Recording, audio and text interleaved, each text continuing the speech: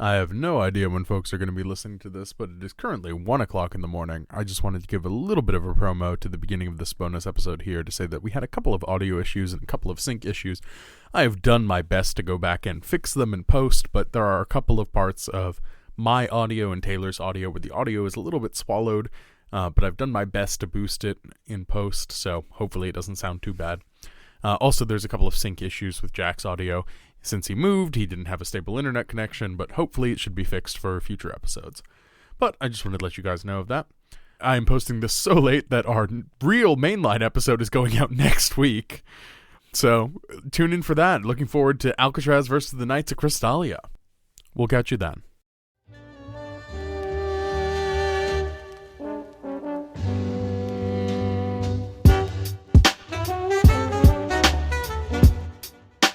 Cool. Well, we have a couple topics we want to make sure we hit that.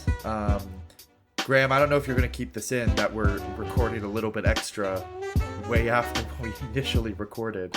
Oh, for sure. Yeah. Yeah.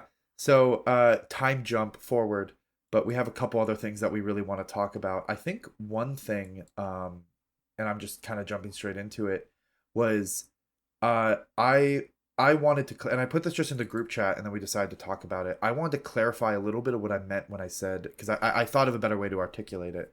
What I meant when I said that Warbreaker is a prequel to the Cosmere. I don't mean it just in the way of like, that he starts doing shared universe stuff, blah, blah, blah. Of course, Warbreaker ties into all the shared universe stuff. It's a big reason people like his books. But what I mean by prequel is this is the first book he feels like he knows what he's going to... He has a plan for what he's actually going to do. The other books, like Mistborn, Elantris, etc., the fact that the Cosmere is a thing is a footnote Easter egg. This book is one where he's kind of discovered the language he plans to use. And some of the tropes and themes. Like, I think it's the first time we see the word investiture, which becomes like we talk about that on the episode word. Yeah, we did talk about that. Yeah, talked about that. Yeah, but it's also the first time we get the like stock magic scholar character that also knows more about like the magic, like the magic on a deeper level than just the magic of the world. Because a big thing with all of his Cosmere books is that there's the magic of the world, but that's just the way the true magic of the universe is manifesting on this world.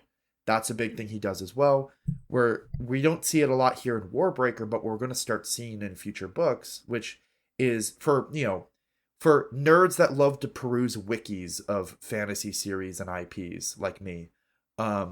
It's a very exciting thing to kind of notice the common patterns. Like, I'm not going to give like the details on this, but we'll start seeing things like, oh, there are certain principles of both awakening and allomancy, like principles of how they work that show up in Stormlight and how their magic works. And like there are certain common patterns, and it becomes this kind of thing where it's like, oh yeah, you might be learning all these different types of magic, but right below it all there's like some true how everything works and how everything like comes from it. And this is the first book where it feels like he kind of had that in mind. Like there are certain terms Vasher said that like keep an ear out for. Like he said investiture, he said type 1 invested being, and also just that kind of manner of that very scientific approach to magic is one that's going to keep expanding and becoming more and more of a thing. This is not relevant, but my mom was calling me, so I'm going to answer that, and then I will reply to your thought, Jack. Hello? This is staying in the podcast. This is staying in. What's up? For our viewers at home, it is 11:15 p.m. on a Thursday. Yes. We are recording an episode of the podcast. Do you have anything you want to say to the listeners? I'm so excited! It's the Sandlot!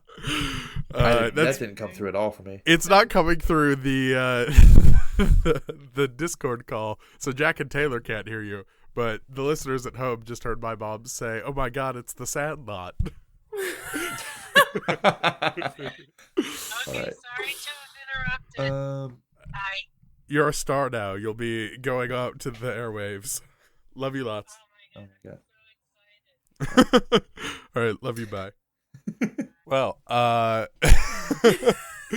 what was my point going to be? Oh, yeah. I was just talking about, yeah. So, yes. And one of my notes is in that conversation between Vasher and Vivenna, where Vasher starts to explain. He doesn't really fully understand Awakening, but he's starting to get a knowledge of the broader magic systems. I think it, like, by implication, it's clear that Vasher has some knowledge of other magic systems at this point. Yeah. I don't know if, like, I'm sure we'll get the backstory of, like, exactly where he's been, or at least allusions to it. But, yeah, he must have visited other things if the thing that Jack confirmed for me is true. But I was reading that conversation with Vivenna and Vasher, where Vasher is explaining breaths and awakening and starts to explain investiture. And it was the first time when reading one of these books, where I was just like, oh, I don't like that the Cosmere is here. And, like, don't get me wrong, I'm susceptible to shared universe stuff. Like, I think it's cool as fuck when Captain America lifts Thor's hammer. I'm a sucker for that shit. I think it's great. But there are other ways where I really don't care for it. And it was the first time where I was like, this exists to connect these things. And what I like about Warbreaker is how it's so different and how it's so separated from everything else. Like how it really could have just been a standalone. Granted, I don't think Warbreaker would be as popular if it wasn't connected to the Cosmere. But I do think it would be better if it didn't have that connection. Or it would be more to my taste. Yeah, going past the taste, because obviously taste is a thing too. Like some shared universes are just not a thing for some people. I like them a lot. I know you said like it's contextual, like there are times you like it, but there's also a little bit of, like you say, Warbreaker would be a better book if it didn't have if it wasn't a Cosmere book, and I wonder if there's something to be said that like you can be correct if you're thinking about Warbreaker as an individual book, but you could probably also view the Cosmere as like one big thing. So that's kind of, I mean, I guess the point I'm trying to make at it is I wonder if there's an interesting discussion to be said about like the way you look at these books is in the context of the Cosmere, and that's like the more accurate way to look at it. Kind of like this. Can you really watch? Just using the Marvel example because Marvel's a close comparison. Like, can you really watch Captain America? Or maybe Captain America's a bad example. Can you really watch Guardians? That's also a bad example. Maybe my point's not as strong as I thought. I'll just choose one randomly. Can you really watch Winter Soldier and accurately like review it and think about it and break it down if you're not taking it in the context of Marvel, like of the whole MCU?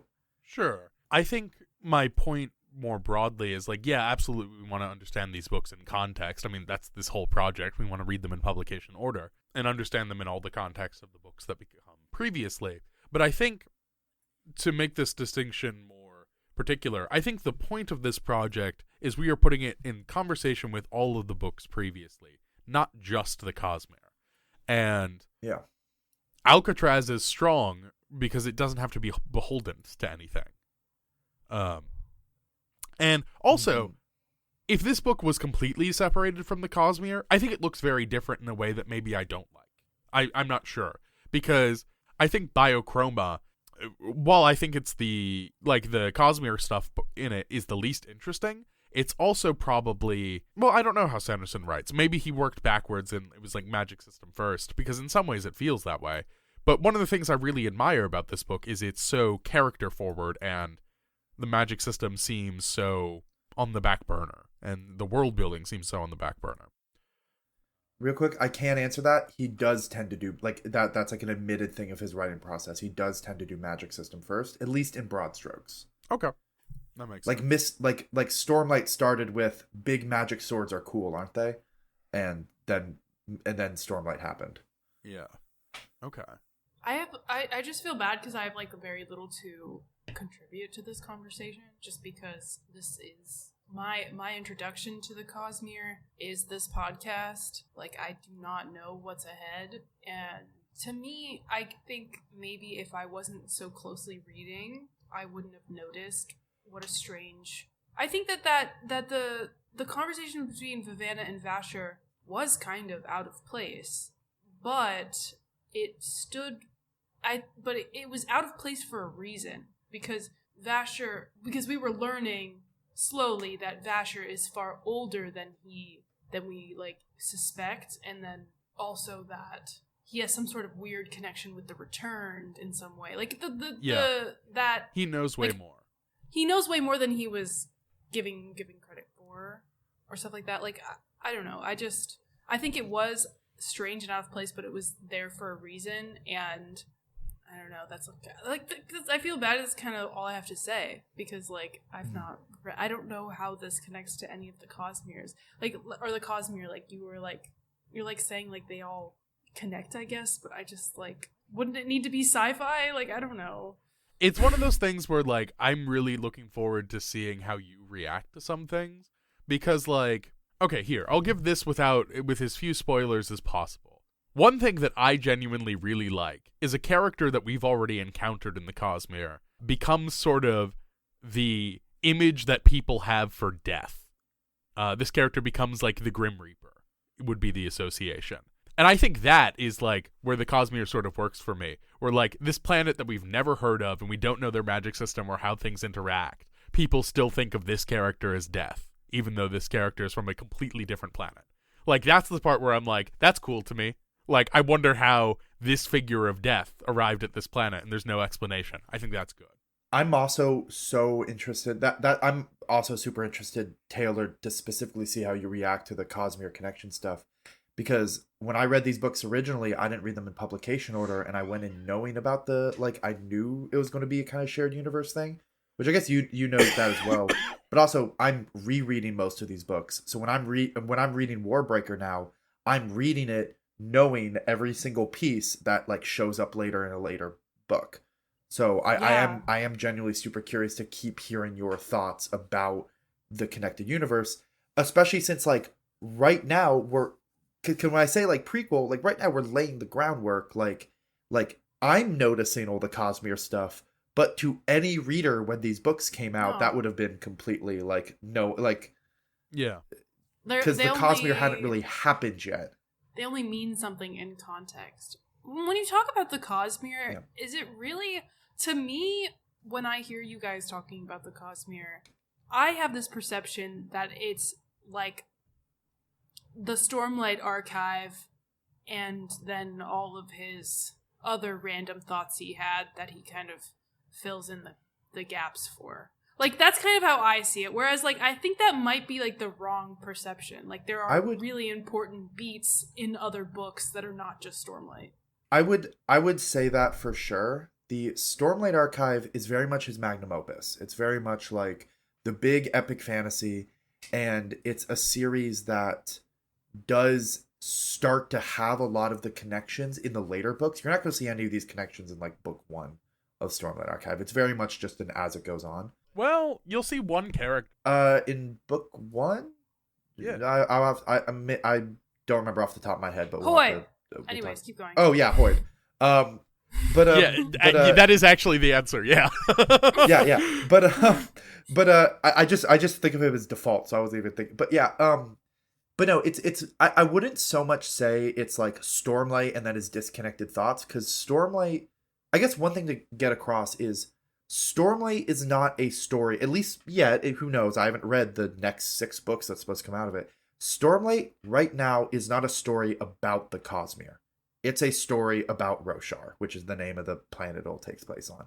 It just is happening, it's just that the Cosmere is almost like the context that this story is happening in. So it's not just, the Cosmere isn't just like Stormlight and then his side thoughts. He does very much give true meaningful thought and attention and independence to all these other stories. If anything, I would say that it's threefold. The Cosmere is Stormlight, Mistborn, and Warbreaker, and then everything else is just the little extra fill in the blank stuff. Well, we think this, but there are also... Well, we think this, based on what's come out so far. Yeah, based on what's come out so far. But that's the sort of thing of like, are we going to read White Sands and find out that a key figure in one of these books is a character from White Sands? Or something like that. Jack just took raised his eyebrows and took a sip of his drink. I'll say nothing. But anyway, I'll only imply it. But wait, so Warbreaker is like a foundational piece for the Cosmere? When I say prequel, I mean it. In fact, while I was looking stuff up, I DM'd Graham this. I don't know why I didn't put this in the group chat, but I found a quote from Brandon, which was, "In fact, I wrote Way of Kings first, and then I wrote Warbreaker, and Way of Kings came out after Warbreaker. But in my mind, Warbreaker is a prequel to Way of Kings, where I'm telling Vasher's backstory." So I mean it when I say Warbreaker is a prequel to the Cosmere. Like Warbreaker is the first book where I really feel like, oh, he now is like actually doing the Cosmere rather than it just being like Easter eggs and whatever. Like before Warbreaker, the Cosmere was Hoyd. Like that was the Cosmere. The fact that there's this one guy running around everything. Yeah, and also you can sort of feel that there are things that have become Cosmere in like people doing retrospectives on books. Like, for example, one of our favorite parts of Elantris, when they take the Elantrian who wants to die and they take him to that pool. Oh, yeah. And they put him in that pool, and we had no idea how it worked, and we just thought of it as like this really beautiful funeral scene. Like, that has gone backwards, and then people are saying, oh, this is this type of thing that emerges in the Cosmere. Is what this particular thing is. And I'm sure that's true now, but when Sanderson wrote that, I don't think that's the case. Yeah. Yeah. But that's the thing. Like the Elantris and Mistborn, there are things that retroactively are made like, oh, that's a Cosmere thing now. You're saying like the Cosmere is like this kind of like framing device or like foundation for all the books? Because you keep saying like, oh, this in Elantris is from this in Mistborn is from this in Warbreaker, and I'm sitting here like, what are you talking about? Like, what? I don't think we should get further. I don't think we should get further into this, or maybe no, you shouldn't. I'll put one little thing. So, Brandon Sanderson, and we'll see this especially in later books. Brandon Sanderson's really big into the idea of watching fantasy worlds develop. One of his biggest critiques of fantasy in general is that, like, hey, like, Lord of the Rings, like, hey, Lord of the Rings is really good, right? But also, like, man, this society's been going on for 3,000 years, and they're still using longswords and chainmail, and the general way society works hasn't really changed. And Brandon Sanderson's very anti that. He's like, no, like, things change, things develop, things like whatever. And to be fair, like, Tolkien is doing that for a reason, but oh yeah, for a reason, yeah. But and then like the ultimate villain in Tolkien's works is industrialization. There's a reason things don't advance. Yeah, for sure. It's an intentional choice, but Brandon Sanderson's making the intentionally the opposite choice. He's making the choice of, to be fair, change and develop. Like, there's a lot I don't like about Sanderson. I think this is one of his good instincts. And also, like, critiques of Tolkien often lead to some of my favorite fantasy books ever. I mean, I like, for all their problems, regardless of whether or not we'll ever get the ending, I still love George R.R. Martin's books. And those are specifically a critique of Lord of the Rings, because George R.R. Martin is, like, frustrated with the fact that, like, it has such a fairy tale ending. And he's like, yeah, but what's Aragorn's tax plan? Is like specifically what I know that's said. what I was thinking at the end of that's what I was thinking of at the end of Return of the King. Well, I mean, like, yeah, that's the thing. I don't think about Aragorn's tax plan, but I do think the idea of, like, well, how does a ruler, like, enact policy is a really interesting question that gets you fantasy in the mold of his style of work. I think they used the eagles. But yeah, I think that's all we'll say about the Cosmere. I think we keep talking about the Cosmere, but so far there really isn't a lot to say about the Cosmere yet. We're gonna have more to say in The Way of Kings. Okay. And like, honestly, I'm sure that I'm gonna make some cold shots. Okay, I will do poker face as much as I can. Sure. So I think the sequel series to Mistborn, the Alloy of Law, the one that starts with that, I think we're going to get a little bit of Cosmere stuff there, but not a ton, except for the stuff I already know, and I'm not going to talk about that. I think White Sands is probably going to have some Cosmere shit in that. And then No, I don't want to make any more cold shots because I can't go into too much detail. The only other thing I wanted to say about the Cosmere is you were drawing a comparison to the MCU movies. I want to draw a comparison to comics in general. And I think the thing that I find fun about shared universes is the big crossover event is always disappointing, regardless of like context. Like, I am not a huge fan of most of the Avengers movies, although I do like some MCU movies. I feel like after 2019, everyone was sort of like, it's cool to hate these now. And it's like, bitch, you probably liked these when they came out. But the big crossover movies I've always found disappointing. And that's true of comic books too. But crossovers in general, I don't dislike. From a couple years ago, Marvel's Midnight Suns, the crossovers in that I really like, where it's just like Blade and Captain America having a book club, I think is incredible. That is peak crossover comics to me. Like, that is... Go ahead, Taylor. Yeah, I was gonna say that I love Infinity War. I hate Endgame. Interesting. I can see that. I love where all of them get together, but they lose in the end. And then Endgame, they have to win. So it's like kind of like boring. I'm like, okay, they have to win. Yeah. Infinity War, when Thanos ended up like getting all the stones and snapping in the end, and the movie ends, and you're sitting there going, "What? They lost." That's amazing. I just rewatched. When we're recording this, James Earl Jones died a couple of days ago. I just rewatched Empire Strikes Back, and for the same reason, that movie fucking rules. Of like, that movie ends with Luke Skywalker getting his hand cut off, and Han Solo, as far as the audience knows, in that time, fucking dying. Yeah, they didn't know Harrison Ford was going to come back.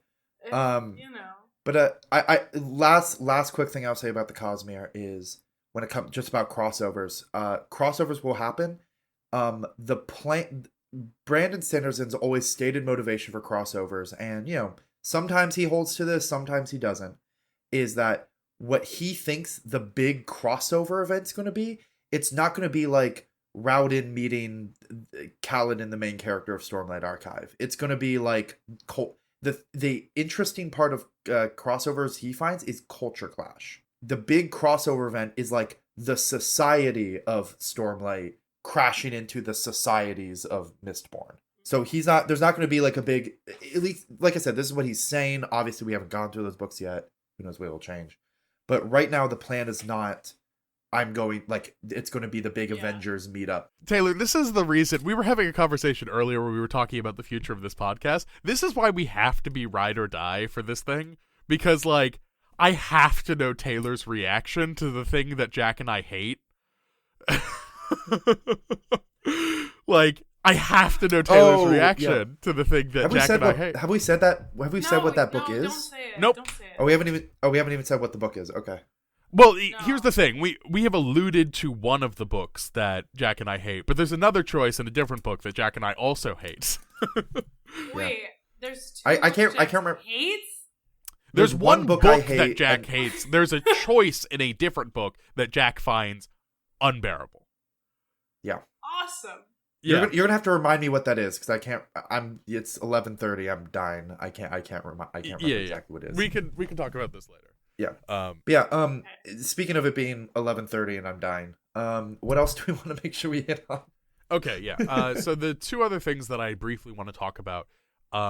One, Taylor. Ever since we did the podcast, I've been thinking about your point about Vivenna. I was thinking about it at work on Sunday because it was super quiet at the bar.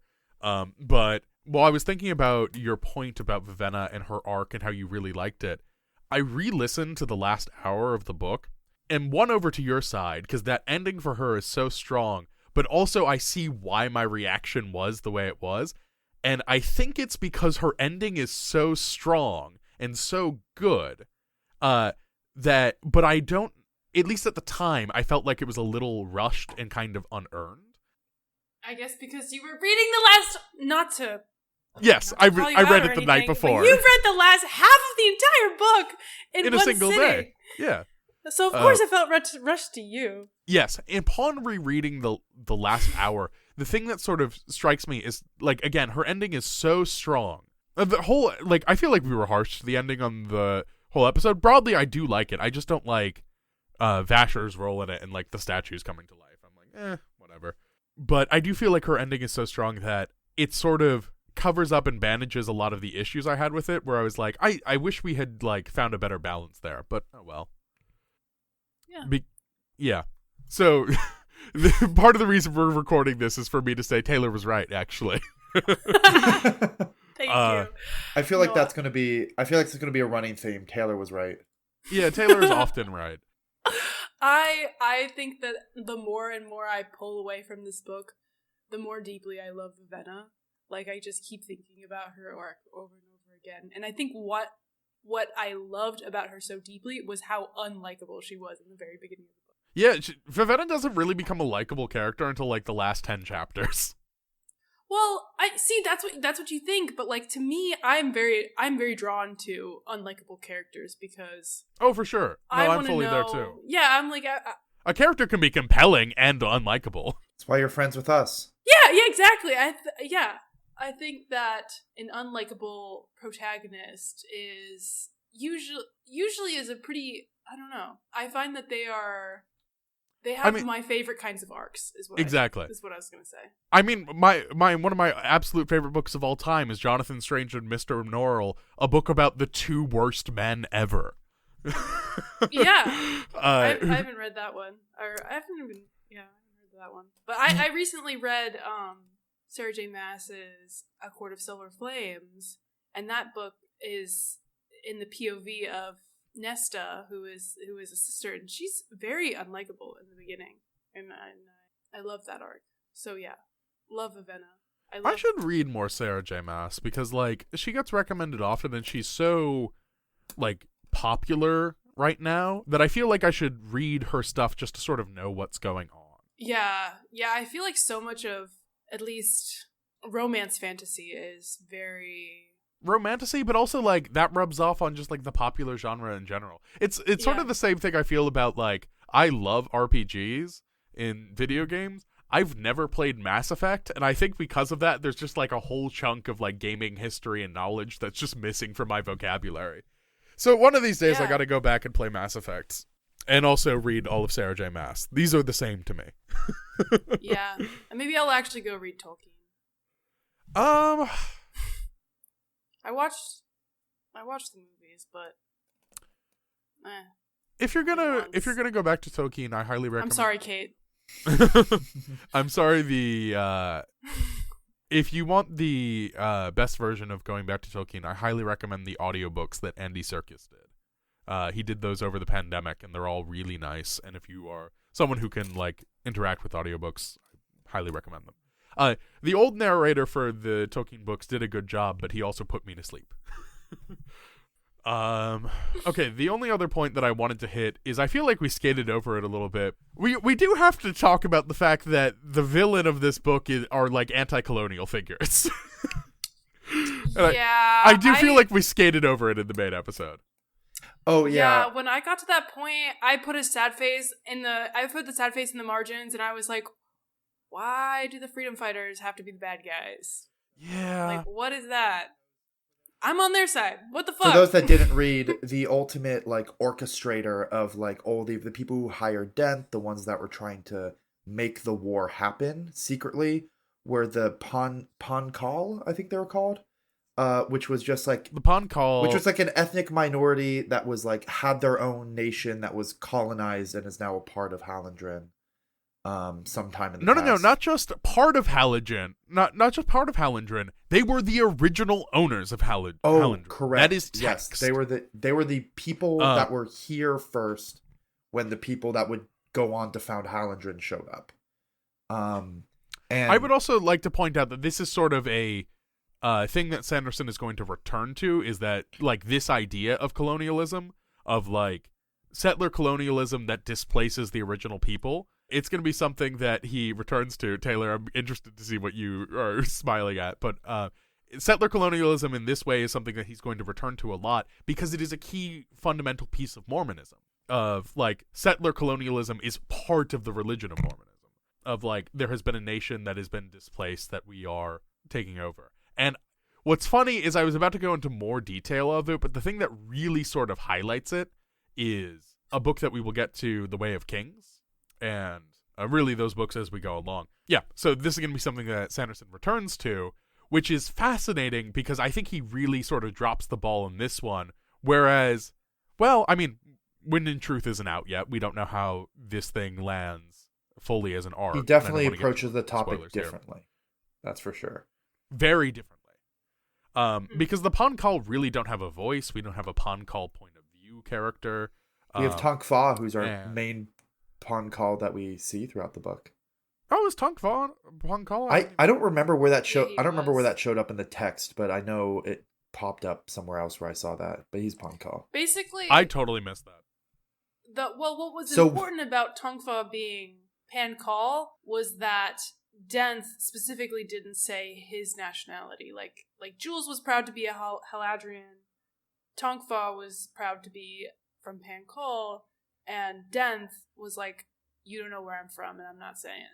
And Denth has been around since before all these nations existed. So right, so he's like, you don't even know where I'm from. Like, fascinating. Yeah, but like, again, same thing with the reread where I was like, actually, Taylor is right. This is pretty strong. Although I do think that like some of my criticisms are fair of Vivetta's arc, but yeah, generally Taylor is right there. Also on that reread, I was like, damn, this shit with Bluefinger sucks. oh shit, no, yeah. I was like, I wrote here, Bluefingers did seem to act like that was correct, and this was like 540 in my book, and it was like when we find out that he was leading them to a trap, and then I said, I hate this pro-colonialist shit. Yeah, that's the thing. Like, reading this now, like, Bluefingers is unambiguously like a an anti-colonial, like an anti-colonial figure, and it's like this book is weirdly pro-colonist, and like that's not to say that like decolonization is not a deeply complicated school of thought that requires tons of work and all of that. But in a different book, Bluefingers is the hero. I was gonna say, yeah, I was like, why does fantasy always have to be on the side of the conquerors? Okay, I think a thing is I think what happened here is that this book is very anti-war. That's like the main message of this book. Is it's all about like, hey, yes, stop the fighting, learn to understand each other, and then that spread into the freedom fighters becoming the bad guy because the way they're doing it is by orchestrating like another like World War II basically is what they're trying to start, because like they'll be able to like break off from it. But yeah, it's very much it was like intended to be like a straightforward war is bad, and then like it got more complicated when one of the people were settler colony or the victims of settler. Yeah, and also, but like exactly, not all wars are created equally, and like not all acts of resistance are the same. So that was disappointing to see in the book. But the other thing that's sort of, I don't want to be the person who is like, it would be better if the book was written like this, because I think that is bad criticism generally. That's who you are. So keep going. Yeah. Well, I try not to do that because I think it is a bad form of criticism of like, here's how my rewrite is better than the thing we actually got. I don't like when people do that. But even though unfortunately I often do that, I try not to.